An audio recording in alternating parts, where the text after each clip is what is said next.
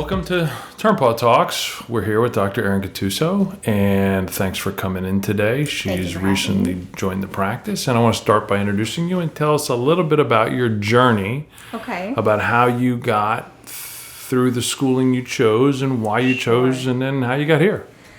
Sure. Gosh, how early do you start? At 6 months old. Came out, it got light outside all of a sudden. It was dark for 9 months. Right. So I initially didn't want to be in healthcare. I wanted to be a teacher. That was my ultimate goal. But my family had kind of we had a lot of unusual health conditions. And so we ended up going from doctor to doctor for different things. I'm one of 5 kids, and all of us had something going on.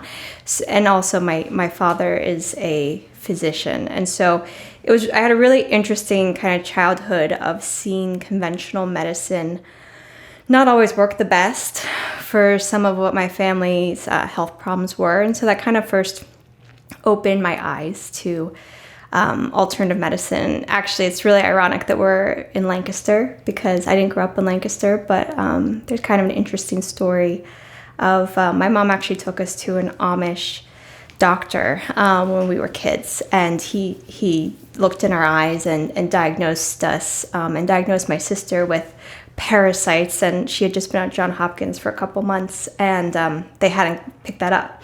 And it turns out that's what she had. She had Giardia. And so all these like little tiny things opened up my eyes to different stuff. And then I went to school. I ended up studying neuroscience. I wanted to be a psychiatrist. And then I worked in a psychiatric hospital for a year in college. And I didn't really see anybody get better. And I said, okay, there has to be another way of approaching this. And so then I found out about naturopathic medicine, and I lived in Pennsylvania, and I said I'm not going to school for another 4 years to become a doctor that no one's ever heard of before.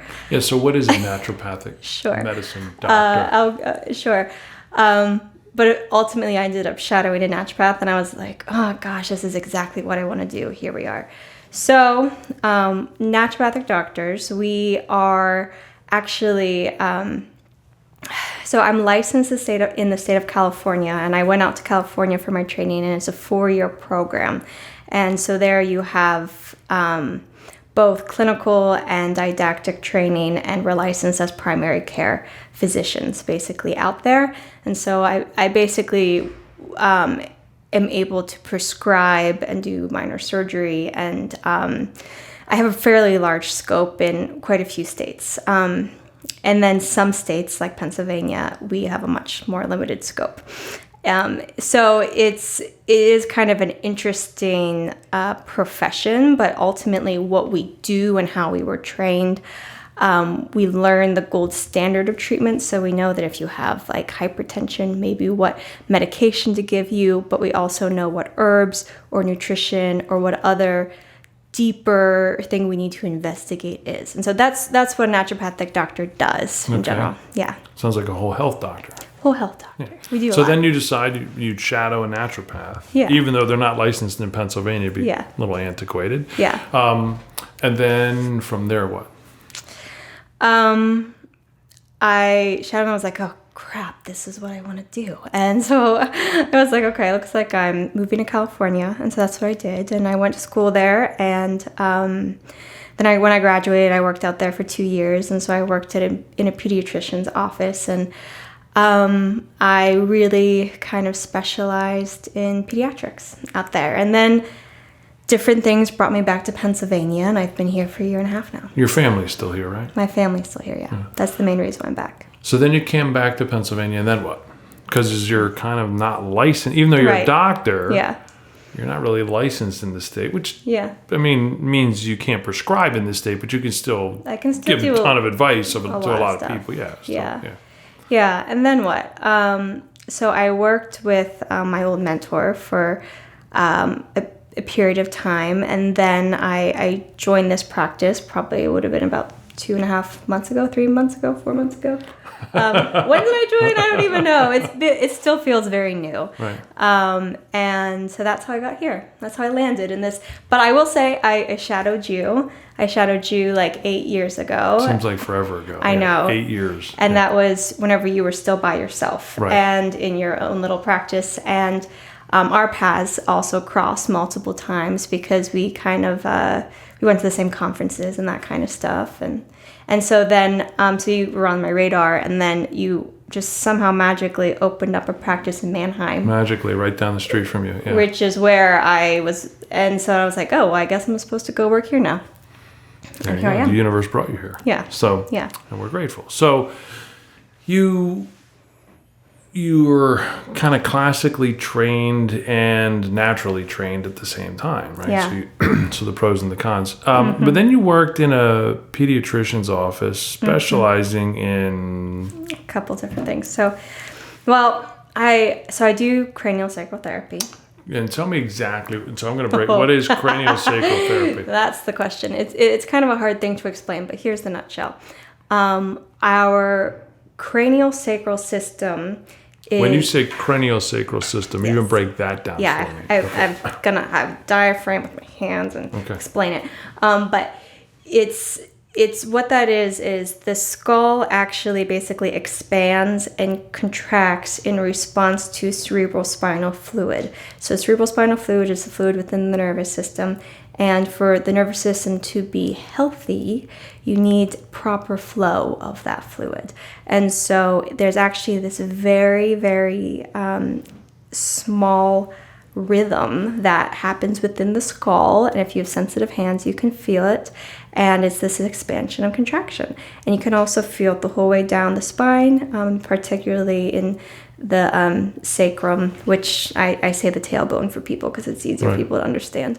So what cranial sacral therapy is kind of this tonifying of the nervous system in a very, very gentle manner. And the reason why it works so well in babies is because it's so gentle that they're actually able to receive it. Whereas some of the other, I mean, you can do chiropractic, you can do massage for babies, but I just, maybe I'm biased because this is the modality that I do. I just find that it really helps release all the tension in infants' bodies so that cranial system can be fluid and moving. And I happen to niche specifically in feeding.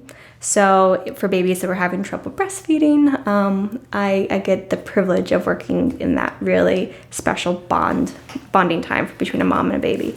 So that was a niche that I did. And then also kids who are like any sort of developmental delays and autism and ADHD. And that was one of the reasons why I was excited to work with you. Because you, at one point, had a whole clinic that was really dedicated to that population. And so I just feel like you have so much experience in that area. Yeah, that's true. It's a clinic I had for about 4.5 years just for neuroatypical children. Yeah. So you can do it all, but you really have an emphasis on this cranial sacral therapy and children who have difficulty latching or breastfeeding, and then any kind of ADD, ADHD, autism, learning disability, dyslexia, that kind of thing. Yeah. Do the two go together at all? Absolutely. So it's really interesting because you can begin to notice if there's any sort of delay, often from a couple days after the baby's born, depending on the latch.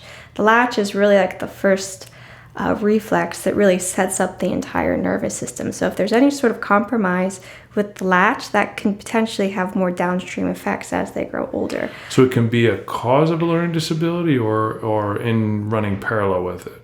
So that's the big question, right? And it depends on whether the nervous system is really developed, from the bottom up, or whether, there are certain situations like in genetic challenges where they might be running parallel. Right. But if they don't... What would you think? That's a good question for you. This is... I'm certain Yeah. we have these primitive reflexes that we're born with, right? So if you put your finger in a baby's hand, they do this. Yeah. Stroke their cheek, they'll go for the nipple. Yeah. They have a reflex to wiggle through the birth canal, yeah. this spinal column. And so they need to be corrected. And if they're not corrected, we don't build on top of them. And if we don't build on top of them correctly, we don't have a healthy, developed, balanced nervous system. Yeah. And you see it time and time and time again with these kiddos that have remnant, or they still have remnant primitive reflexes. Right. And they have learning disabilities. Yeah. And I know you do this too. You can go through the training to the neurologic training to get rid of the neurologic reflexes. And a lot of these programs out there now are charging like a gazillion dollars to do these programs to help them. Now there's some that there's a local woman, Joan Martin, who does a really good job with neural retraining. She does mostly Mennonite and Amish patients, but but a lot of other programs out there charge a lot of money. Yeah.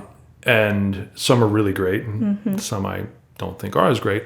But to really build upon these primitive reflexes, and then once you build on that, then you can start to use both sides of your body. You can actually walk and crawl, and you can start to build your body up and have coordination and reading, and your eyes track and all kinds of stuff. And, and now there's subspecialties in like eye tracking and cross crawl patterning, but it's all based on the fact that they were left with these rudimentary primitive reflexes. So I was kind of alluding to, if you can't feed correctly, that's an indication you may not actually develop your brain correctly. And lead to So you just did a beautiful job in explaining all of that, and that's exactly where it comes down to. And it comes down to I think the feeding and the latching is one of the first reflexes that we really don't even talk about too much. And then we kind of think of the primitive reflexes, and they integrate somewhere within the first year usually. And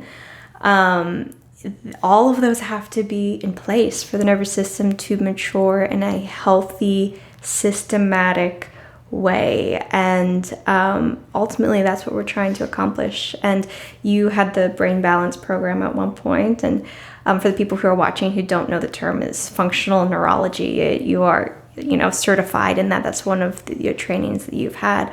And I think that there's so much to this, because even whenever we think of adults with chronic illness who you just can't get to the bottom of it, or if we think about adults that might have, we talk about the fight, flight, or freeze, and so their autonomic nervous system is really out of whack. And there's a lot of talk in the world right now about trauma therapy, and that's really kind of a buzz. And that, I think, is very valuable and it's relevant, and we see that. But it ultimately comes back to, whenever someone was an infant, did they have these proper reflexes that allowed their autonomic nervous system to be set up? So it's so fascinating, right? Yeah. And it's so much, I don't want to say easier, because that's such a not true statement, but it's probably somewhat easier to deal with an infant than it is to deal with a 40-year-old who's not remediated since infancy. Right? I think so. Yeah. That's my experience, at least. So what would you say Yeah. to a healthy skeptic that say there is no such thing as a pumping of your head and it doesn't move around, you have sutures? Now, obviously, babies don't have fully, but like if I'm an adult, and by the way, I've seen miracles of craniosacral therapy. So I've seen people who have unexplained outcomes of benefit who were skeptical. So it's not a belief system, it's not a religion, it's not some hokey pokey woo woo stuff. But there are people in standard allopathic medicine that are going to say, your skull is fused together, it ain't moving, it doesn't move, this is all a bunch of woo woo. What do you say to those people? Great question. I will say that not to get on too much of a tangent, but the cranial sacral system is heavily debated, even within the cranial sacral world. It's not fully understood how or why it works. What you're saying, we don't fully understand the human body? Shocking, right? So this is what I can tell you. Whatever you think, if you think you have it all figured out in medicine or the human body, you need to run from that provider. Right? Yeah. Nobody has it all figured out. Yeah. Right? So anyway, go ahead. So the fact that there's debate about this makes sense, but I just want to put it out there because I know it's commonplace. Like, oh, that's just hocus, or oh, that's religion, or that's woo-woo. Woo-woo. Woo-woo is like such a fun word to me. And here's what is challenging, is that there is the word I use might be energetic aspect to cranial sacral because it is so sensitive.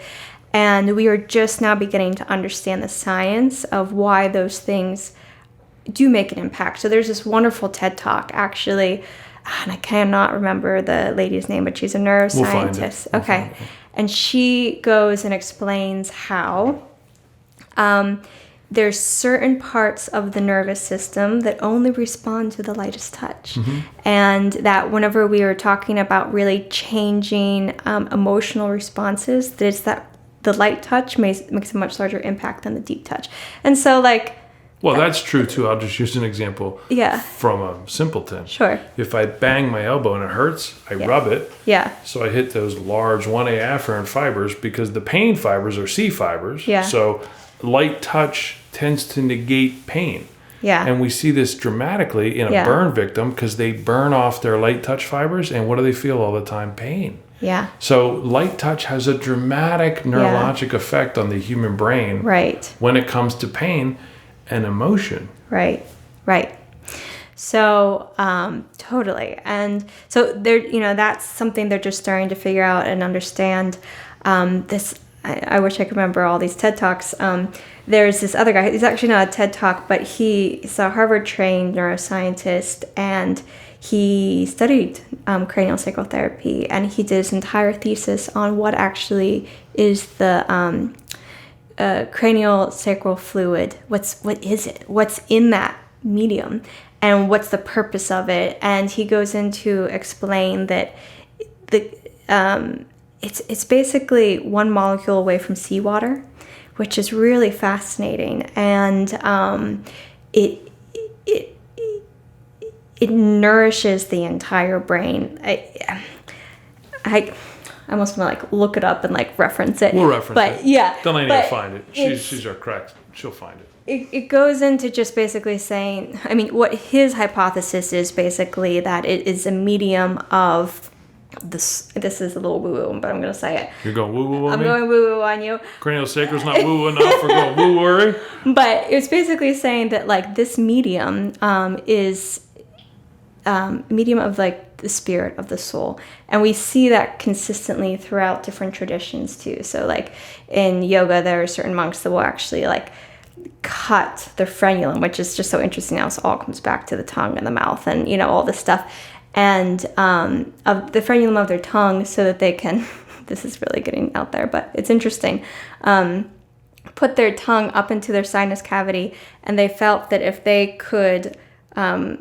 basically stroke the top of their ethmoid plate, which then releases cerebrospinal fluid, this fluid would come out, which causes immense bliss and euphoria, and you would have these enlightened experiences and that kind of stuff. And so it's really interesting because throughout different traditions, they do talk about how this cerebrospinal fluid is it carries much more than we give it credit at the end of the day. Well, we do know that it's related and it's pretty important, and if you lose just a little bit of it, it causes a massive... So if you get a spinal epidural and you leak a little bit before you get your blood patch, you can't even sit up for 3 days because so it's pretty nasty. It's pretty well regulated, and it doesn't like to change much. I do think, as I recall, and I could be wrong, Lord knows I am sometimes, they have video fluoroscopy of the cerebrospinal fluid moving and the sacral pump nutation, counter-nutation, which is a really fancy way to say walking. Walking actually rocks your sacrum back and forth and helps the pump. So I know I don't walk enough, but it just, when people say that, I don't have it all figured out. That's why I rely on you. Right. But so But it works. It works. Oh, it works, and it works in a baby who doesn't have a bias. Like the baby doesn't know what's going on. Right. And what's really interesting is you can tell. I really love working with babies because there's immediate feedback from the mother when they put them on the breast, and the latch is different. And all I did was work up here, or all I did was work back here. And the mom says, you didn't work in the mouth. Like, how is the latch different? And I said, it's because it's all connected, and the cranial bones are all connected. So it definitely works, I should say. And it works in infants, it works in adults. It works in skeptics. It works in skeptics. It's it works so well in children with like developmental delays, though I will say that it gets complicated sometimes between the ages of, I want to say, like maybe 2 and 6 or 7. You know, asking a 7-year-old to lay flat for a half hour can be a challenge, but sometimes we can get it to work out. So. And so what does that look like? So do I come in and lay on a table and you squish my bones around? Sure, but in a very gentle way. So you're not really smushing my head? No, I'm not really smushing your head. It basically looks like a bunch of holds. So I might do a hold here. And you say here, you're on the temples. I'm on the sphenoid bone, which is what I'm on. But what that does is it sends a message to your brain, and it brings your attention to this area, and your own nervous system is actually what makes the correction So that happen. makes a lot of sense to me, because if I step on a tack, it sends a message to my nervous system to pull my foot off the tack. Right. So why wouldn't any sensation send a message to my nervous system to tell me to do something? There we go. And then whenever you're just a little bit specific about it, you can do some good stuff. Yeah. So that's cranial sacral work, and that's something that I really love and I'm super passionate about. And then, but the naturopathic medicine, it goes together so nicely, because being able to have that physical modality along with, naturopathic medicine, which looks very similar to functional medicine. And you could say it's the same thing, even the training's just different, I guess you could say. But it was kind of functional medicine with the incorporation of allopathic medicine. So functional medicine isn't going to teach you what drugs to use for hypertension, but naturopathic medicine is. The schooling, maybe not the arts, but the schooling is going to teach you that. Yeah, no, that's true. It is. Functional medicine is like this umbrella term that I think any type of practitioner can use to say that they're just diving a little bit deeper into physiology. Correct. So that's what functional medicine is. And, just like a chiropractor will do functional medicine, a naturopathic doctor will do functional medicine. But we both come at it with a little bit of a different angle. And so, like, I really like botanical medicine. That's probably the main modality that I use to try to shift physiology. So what do you mean by botanical medicine? Explain it to me. So botanical medicine, I could talk about herbs all day, are herbs, and they're plants. And it really comes back to this idea that nature provides us with everything we need.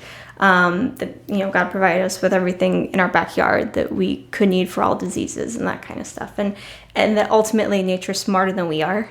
And so it makes a lot of sense to me. And so that's why I lean towards that modality a lot. Which makes a lot of sense. I know at one point, 65% or more of all pharmaceutical medicines were based on plants. Yeah. Right? So it's not like they just changed a chemical so they could patent it and make a bunch of money on it. And then that was your drug. Right. Your drug was based on a plant. Right. Right. So it's all plant-based, if you will. So right. Botanical medicine is herb medicine. Is that what you would say? Yes, herbal medicine. And so... most medications are derived. I think at this point it's 1/3, but it used to be more. It used to be, I'm old, so it used to be 65%. When I was in school, it was 65% of pharmaceuticals were based on plants. But it is so funny. I mean, that's a lot of pharmaceutical companies, like a lot of research that comes out on plants is done by pharmaceutical companies because they're just trying to find ways to make different types of drugs. Right. So, that's the main thing I use. And it's just, so I'll give an example, like ginger has over 400 different constituents. That's 400 different active ingredients that each have their own unique way of changing your physiology. And somehow there's like this symbiotic relationship between your body and that plant, and then there's an understanding between the two of how it should be used. And I just find that really fascinating. And the body, so ginger, let's pick on that. Yeah. It's kind of known as an anti-inflammatory, right? Settles your stomach, and there's millions of other sources or rationales for it. But the body kind of knows, and it's, by the way, like you said, symbiotically over thousands of years, we've eaten ginger. And yet some medications we've seen for 5 years.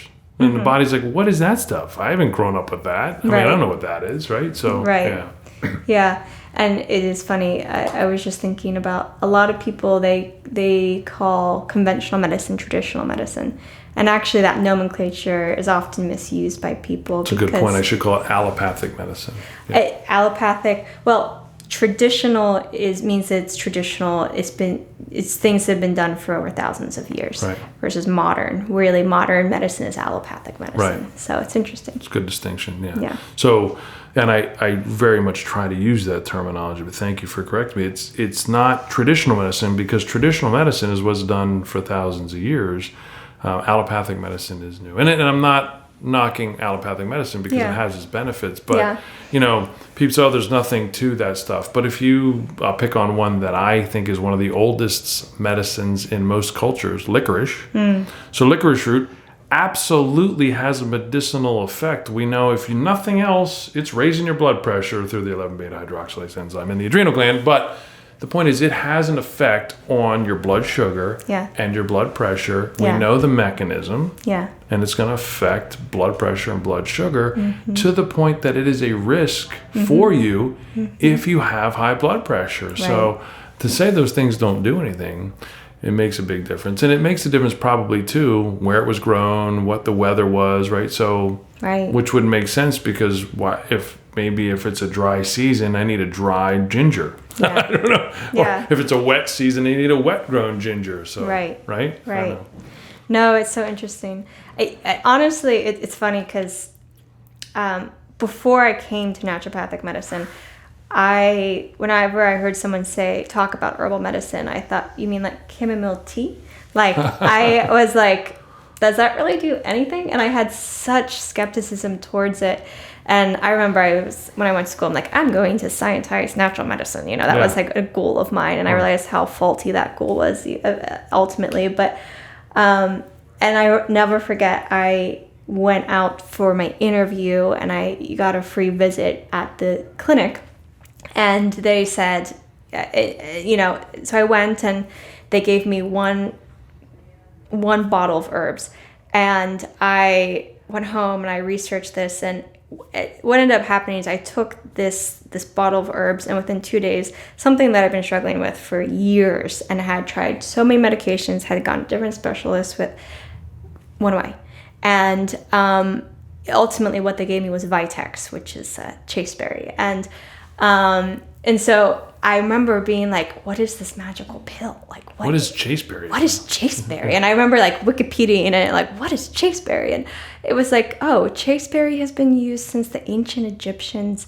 They used to give it to their youth to make them chaste because it has an impact on the endocrine system. So it got its name, chasteberry. Exactly, chasteberry. And the other name for it is monk's pepper, because if it makes you more chaste, makes you more monk-like. And the more I've learned about it and understand about it, it's an herb that actually really promotes, like, basically, like, not only does it help balance out your hormones, but it also has this almost, how should I say it?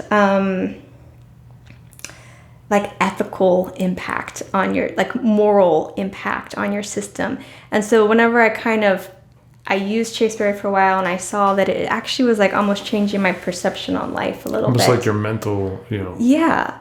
I was like, this is really profound stuff. Well, we talk about chasteberry does this, but the name alone, we could spend time on just Yeah. How do you think it got its name? Right. And it wasn't because one person decided that. Right. It was like, it's a blueberry. No, it's a chaseberry. Well, we're going to call it a blueberry.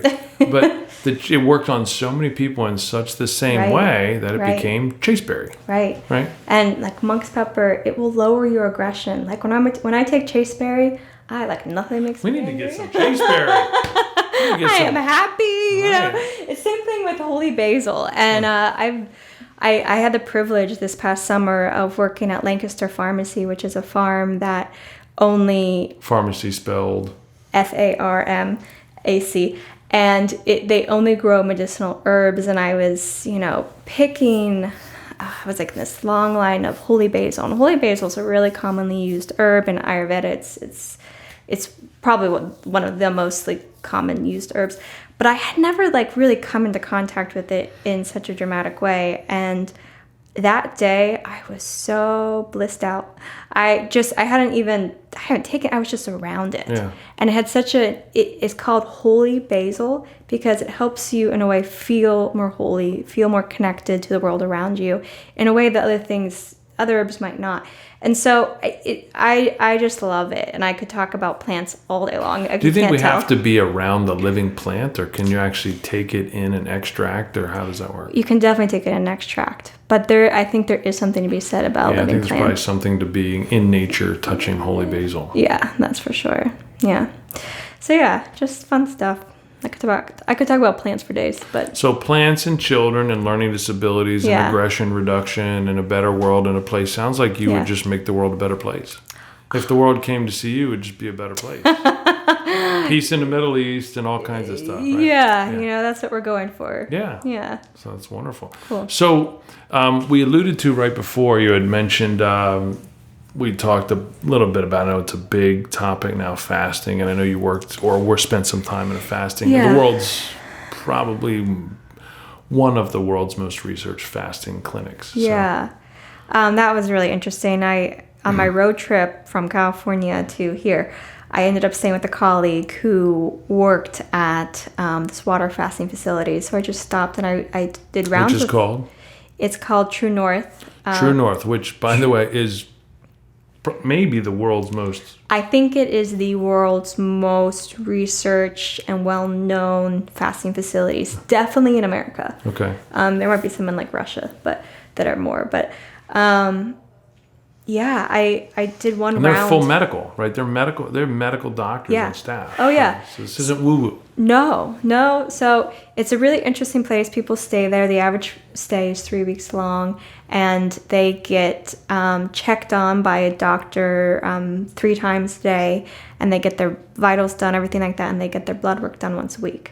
And so the average stay is 3 weeks. People fast for longer than that even, and on average, and into water fasting. And so people start out on, just for a cleanse, they start out on a vegan diet for a couple of days, and they transition to juice, and then they transition to water, and then they at True North. Yeah, and then they transition off the water to juice, and then to a vegan diet. And so I was there, I rounded one day, and then I was like, okay, I actually need to intern here because this place is incredible, and I've seen more miracles in one day than I had seen yet in my, a year and a half of clinical experience. But so I ended up staying for 3 weeks, and it was just incredible. Everybody came off their medications that they were on. People's mental clarity went through the roof. Their mood went through the roof. Everyone was walking around, you would think that everyone would be really angry, I'm hungry. Right. Give me some food. Right. Give me a cheeseburger. But maybe that was true for the first 2.5 days, but then everybody got into ketosis. Right. And ketosis has this elevated effect. So everyone was just floating around, and it was really fascinating just to see how happy everybody was. But I mean, that was just one aspect of it. But I saw, there was, for example, a medical doctor there who had this really rare type of bone cancer, and she knew what her trajectory was if she were to go the conventional route. She was a medical doctor, so she weighed her pros and cons and decided to go here. Wait. So this brings me back to a topic I had on a previous podcast with Cassandra. She wasn't kicked out based on her medical choices. We were talking about people that are kicked out of clinics because of their medical choices, right? No. So here's a medical doctor making a sound decision based on her idea, choosing to do a fast as opposed to conventional therapy. Right. Right. And, well, because the conventional therapy, even with the best treatment, only offered about 6 months to live after that she got, I forget what, I really wish I could remember it, but it was type of bone cancer. Yeah. And so she had, this was her third time fasting there. It was a year and a half after her diagnosis. So that's a year past when she's supposed to be able to do any therapy. Yes. Right. And since she had started the fasting, the bone cancer hadn't gotten any better, but it hadn't gone any worse. Well, that's impressive. That's a victory. There was no progression at all in it. And so that was, she's still alive. She's still practicing. So she would fast. So she wasn't just fasting and not progressing. She was able to function. Well, yeah. She would, during the fast, you can't really function all that much. She was practicing. So, right. Yeah. So she would fast for 3 weeks, and then she would go back to practicing, and then... So you're telling me it's healthy to not eat for 3 weeks? Yeah, I know, shocking, right? But it's, there's a lot of people who've done it. So I say that because there's a lot of people who've done it for thousands of years for 40 days, right? For 40 days. That's what Jesus did. That's what Abraham, I think, 2 other people, I think Elijah maybe. But, biblically it was done, but not just biblically, across all cultures. Across all cultures in every religion. There is this 40 days seems to be the day, like the time frame, Ramadan, for whatever reason. All kinds of stuff. I don't know if Ramadan's 30 or 40. I don't know. I don't know either, but you should know it now. But like it seems to be 40 days. Like that seems to be the magic number. But and here's the beauty in it. It's almost like your body goes into this nearly hibernation mode, where it goes into this pure healing mode, and it doesn't have to waste all of its energy, digesting things and growing and reproducing. It just goes into this quiet, let's heal ourselves. And what's also really interesting is that your body's really intelligent. So it's going to it's going to search for amino acid sources. And so certain proteins that are no longer necessary for it basically will metabolize those. And so different types of tumors or growths or anything like that, it cleans it up. And so it's pretty profound. Yeah, not to get too deep, but we touched on this in another podcast with Dr. Ross. So this mTOR pathway, right? Yeah. So mTOR causes tissue to grow. Yeah. And to do that, you need to feed it, right? Yeah. Especially carbs and proteins. So you feed it, and mTOR takes off, and you grow. Right.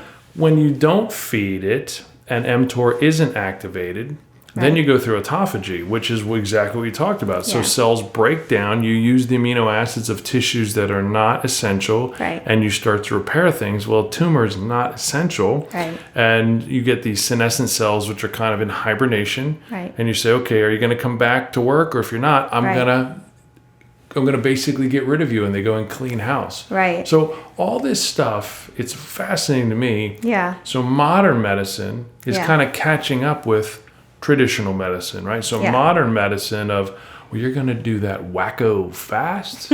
Where'd you get that information? Right. From 2,000 years ago, my ancestors did it, and by the way, so did yours. So, and they didn't do it for 3 whole days. They did it for 40 days. And by the way, they didn't just have, you kind of said people were floating around and were happy. The fasting that was done traditionally in every religion across the board was not done for health. It was done for spiritual. Yes. So, but it probably promoted a lot of health too. So now we're catching up to these scientific pathways and Nobel Prize winners who are just demonstrating the pathways of what our ancestors knew to be true without PhDs. Right. Yeah. Exactly. And I love that you touched on that spiritual element of it too, because it's huge. And the way I practice, it's mind, body, spirit. And all those things have to be in balance. All those things have to be working together cohesively. And I know you feel the same way. And so sometimes people, fasting is often done for psychological reasons. So they did this amazing study. I want to say it's in Russia. There's a documentary on Amazon Prime called Fasting, and they really highlight this, that there was this doctor who worked in a psychiatric hospital. Are we running out of time? I could talk for days.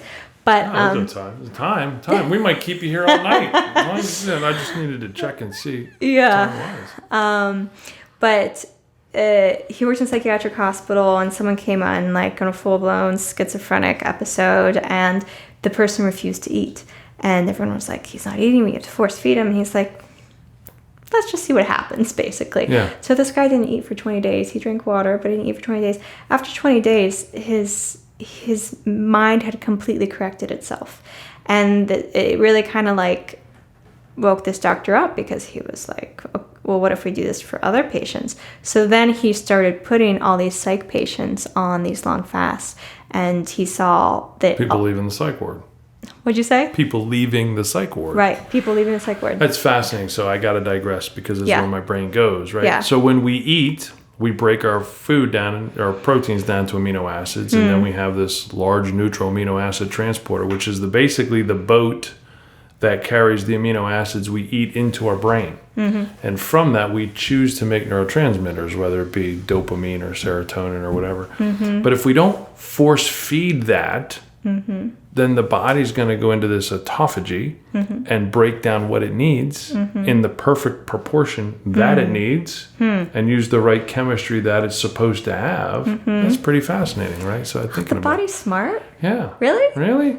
Oh, I mean, it will correct itself. Who knew? Babies are born without getting PhDs. They just know what to do, right? So they know what to do. They know they're supposed to eat when they come out. They poop. Right. Nobody has to teach them. Yeah. They pee. Nobody has to teach them. They eat. Nobody has to teach them. Right. So new expecting moms don't need to go to school to have a child. No. Right? It's just going to happen whether they went to school or not. Whether they like it or not, it's going to happen. It's going to happen. So yeah. So that's fascinating. So it sounds like you would strike a really good rapport with mommies and newborns, and specifically children that are on maybe the spectrum or just a learning disability of any kind. Yeah. Which in my eyes would include like coordination problems or riding a bike problems or things like that, reading problems.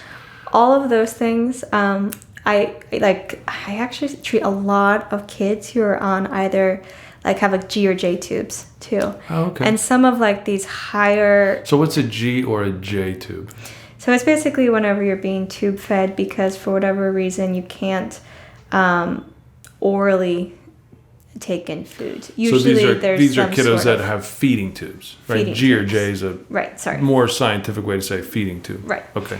And I just mentioned that because sometimes whenever anyone really has a more complicated case, they often don't really include the alternative medicine routes because they think it's too far gone. Yeah. And I've had my experience with that and changing the world, yeah. Yeah, and in fact, I find that in these populations, this is where we see some of the most beautiful growth. And like natural medicine does such a wonderful job with them, that population. So also like some of the more like I guess you could say like more complicated cases. I love those. Like I love working with moms who kind of have exhausted other options, I guess you could say. So what about, you're not at True North now. Would you feel comfortable with someone coming in with an extended fast under your supervision? I don't know the answer to that. That's a really great question. So it depends on how extended. Okay. Like 5 days, absolutely. Right. Because there's really very few complications that can happen in that. But if I came to you and said, hey, I want you to monitor me for a 2-week fast. I think people might be interested in it. Now, I mean... It's a great question. What about 40 days? Let's just start there. Let's go to... I want to come in and do a 40-day water-only fast. So that's one of those things where probably I shouldn't monitor that because of my scuba practice in this Okay, so you feel comfortable with your head doing it, but your scope of practice and your license may say probably not the best management of your scope of practice. Yeah. But in California, you could. If I was in a different state, if you're in Vermont or California, basically those states you're considered a primary care doctor. I would absolutely be comfortable with it, but here not so much. But you would take on patients who are looking to do some kind of fast, and I think importantly, from a standpoint of maybe emotional.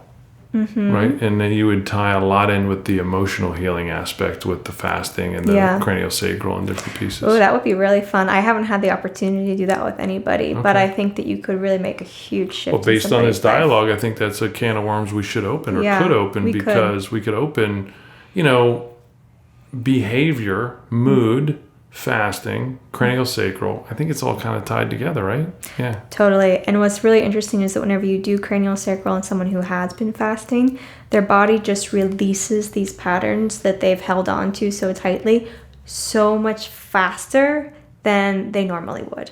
Great. And so absolutely they go together. So yeah, maybe that's a possibility. That's a possibility. Maybe we'll see what kind of response or need there is in the community for that. If there's a need, we want to serve it. So So let me ask you, is there anything in your initial, because we'll probably do a lot of these together, but in your initial podcast, is there anything else you would like to say about you personally, professionally? Kind of got a lot out there, I think, but what have I missed? What have I not done my job to do? So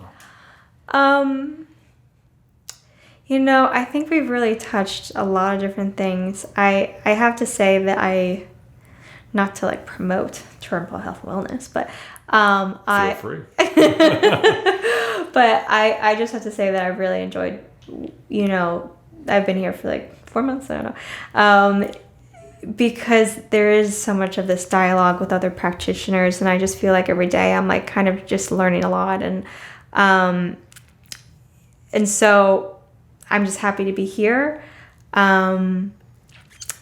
And other than that, I think we've touched on everything. I want to piggyback that just for a second because today alone in the clinic, in the office I was working, and a patient of mine was seeing you. Yeah. Which I think is great, by the way. I think if you have an ego, you should leave it at the door. Yeah. And the patient came out and she's like, "Are you mad at me for seeing Dr. Gattuso?" And I said, "I'm happy you're getting help. It's not about me as the provider. It's about the patient getting the care they need with the provider. They need a woman who may have some woman things to talk to a woman about. That's not a it's a great thing. Right. So we are doing a spring summit. I'm going to piggyback off that just for 1 second. Okay. He said, what's something that I might, and actually did think about this.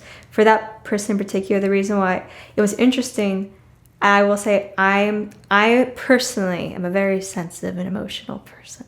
And so as a result, I really bond well with other people who are sensitive and emotional, what we would call empaths. And I think that with that in itself, sometimes you might go a different route with somebody who's sensitive versus not so sensitive. And so that might be something that I might mention too.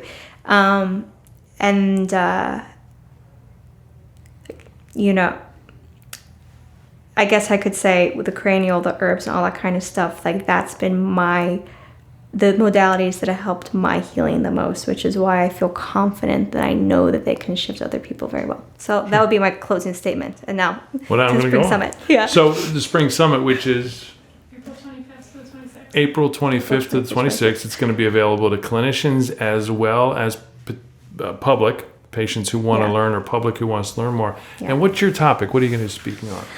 Ooh, fun stuff. Cell danger response, which is a really terrible name. That sounds scary to me. It sounds horrible.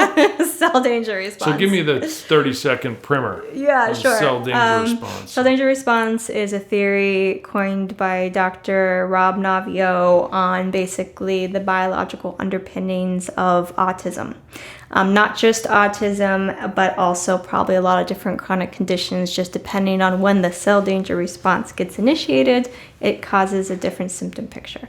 That's my nutshell. Okay, great. So, and the cell danger response is manifested with anything from autism, which people are probably familiar with, but it can come as any kind of chronic disease or fatigue or chronic anything, inflammation, activation. In a nutshell, what cell danger response is when the cells are under so much duress for whatever the cause might be, that they shift and go into this different mode, this different state, where they basically make enough energy to survive, but not to thrive. So it's like a senescent cell. Yes. Yeah. And so they get eaten. Yes. And so if you can imagine that it survives but not thrives, that's what the root cause of so many chronic conditions, and why some people, even if you throw all the right supplements, all the right everything at them, they don't have enough energy to eat it.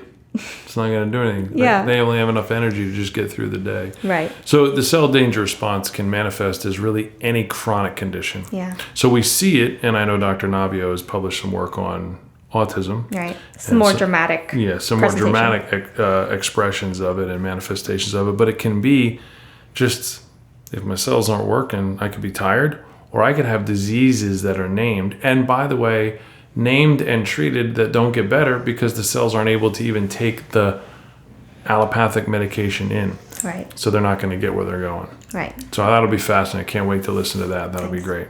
Yeah. So Dr. Erin, I love the fact that you came in and shared some of yourself with us today, and I hope that other people have benefited from you expressing yourself, and I hope that people find some value in the community and either learn from this or seek your advice. Yeah.